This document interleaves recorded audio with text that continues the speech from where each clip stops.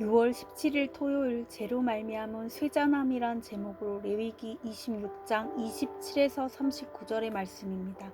사랑의 하나님 감사합니다. 오늘도 말씀으로 찾아오시고 우리에게 말씀하시니 감사합니다. 이 시간을 통하여서 하나님의 말씀이 들리고 복음이 들리기 원합니다. 말씀대로 믿고 살고 누리는 인생이 되게 하시고 이 시간 우리와 함께하여 주시옵소서. 감사드리옵고 예수님의 거룩하신 이름으로 기도드립니다. 아멘. 본문의 말씀입니다.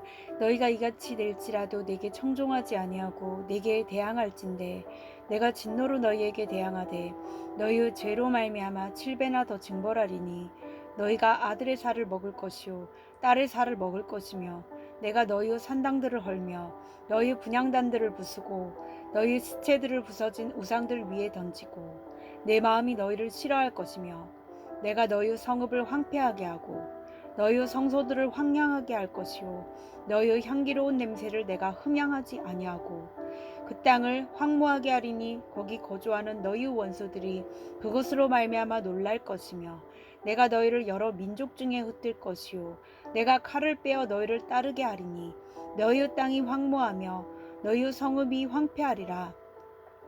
너희가 원수의 땅에 살 동안에 너희의 본토가 황무할 것이므로 땅이 안식을 누릴 것이라. 그때 땅이 안식을 누리리니 너희가 그 땅에 거주하는 동안 너희가 안식할 때에 땅은 쉬지 못하였으나 그 땅이 황무할 동안에는 쉬게 되리라. 너희 남은 자에게는 그 원수들의 땅에서 내가 그들의 마음을 약하게 하리니 그들은 바람에 불린 잎사귀 소리에도 놀라 도망하기를 칼을 피하여 도망하듯 할 것이요 쫓는 자가 없어도 엎드러질 것이라.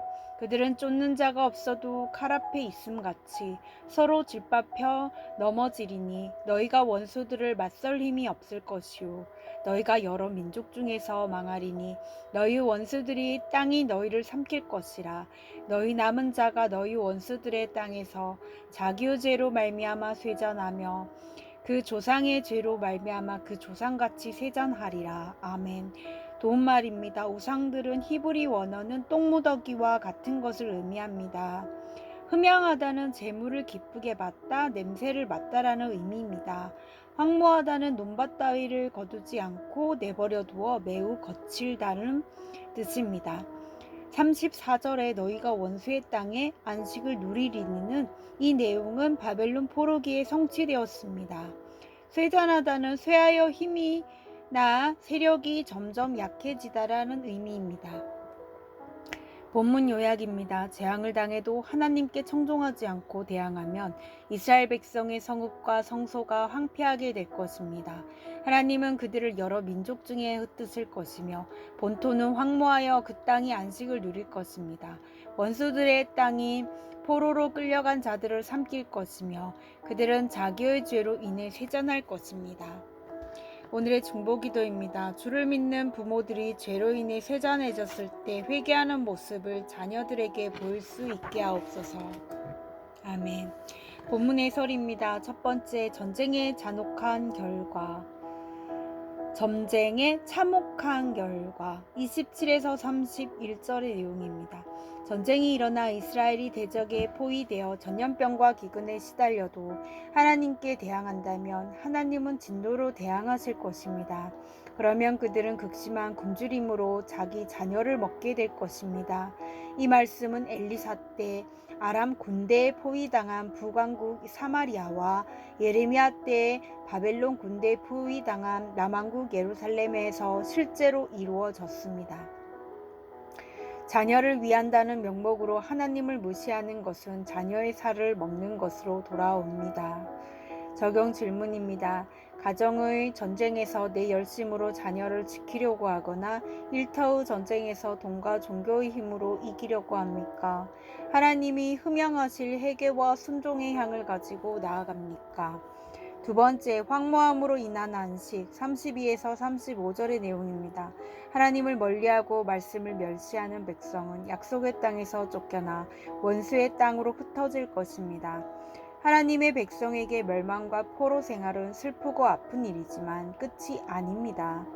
땅이 황무하여 저주를 받는 것이 아니라 오히려 안식을 누리게 됩니다. 하나님의 백성이 망했기에 땅은 쉬며 새롭게 될 수 있습니다. 전쟁에 져서 내가 아무것도 할 수 없고 땅이 황무해질 때 하나님은 내 영육의 땅으로 안식을 누리게 하시며 크고 놀라운 새 일을 예비하십니다.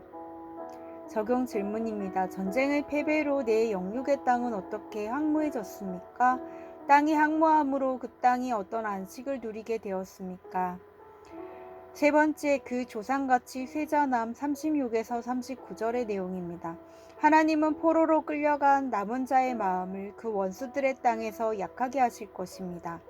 하나님이 이렇게까지 혹독히 그분의 백성을 징계하시는 것은 나의 쇠자남을 통해 나와 내 조상의 죄를 보고 회개하도록 하시기 위함입니다. 쇠잔에 서서 회개하게 된다면 그것은 축복이 됩니다. 멸망과 포로 생활을 겪고도 약해지지 않는 것이 진짜 저주인데 죄 때문에 쇠잔해지는 것이야말로 멸망과 포로의 다음 단계로 가는 은혜의 징검다리입니다. 적용 질문입니다. 나를 쇠잔하게 하는 내 죄와 조상의 죄는 무엇입니까? 그 죄 때문에 내가 망하고 쇠잔하게 된 것이 하나님의 지극하신 사랑임을 깨닫습니까? 오늘 기도하기는 전쟁이 왔는데도 하나님의 말씀을 듣지 않고 대항하면서 자녀의 살을 먹고 땅을 황폐하게 한 저의 죄를 용서하옵소서. 황무해진 제 영육의 땅을 이제 주 안에서 쉬게 하시며 새롭게 하옵소서. 멸망과 포로 생활을 통해 약하고 쇠잔해진 저를 불쌍히 여겨 저의 죄와 조상의 죄를 사해 주옵소서. 아멘. 묵상 간증입니다. 헐어야 할 산당이란 제목으로 윤세품님의 말씀 적용글입니다.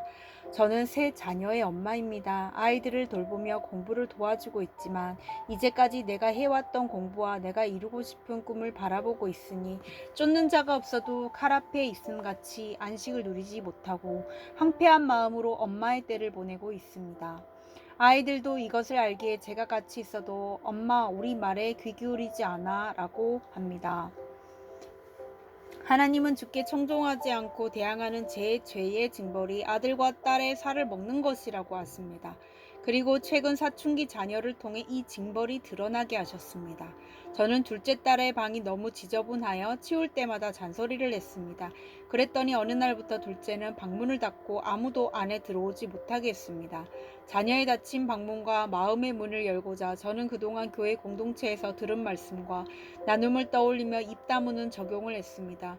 그러자 둘째는 방문을 열어 청소할 수 있게 해주었습니다.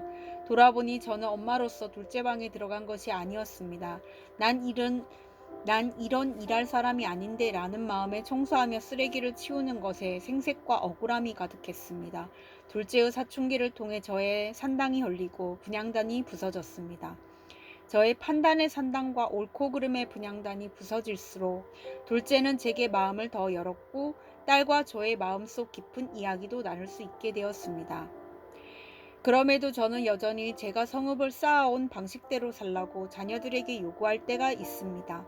하지만 제가 내 힘과 열심을 내려놓을수록 아이들이 더 마음 문을 열고 고민을 나누는 것을 봅니다. 하나님이 흠향하시는 향기로운 냄새는 나의 성공이 아니라 하나님의 뜻에 따라 내 생각을 내려놓고 엄마의 때에 순종하는 것임을 깨닫게 됩니다. 이분에 적용하기는 가정 예배를 드릴 때 자녀들이 제 잘못을 고발하면 너희 말이 맞아 하고 귀담아 듣겠습니다. 둘째 아이의 방 청소를 제가 마땅히 해야 할 일로 여기며 잔소리하지 않겠습니다. 입니다.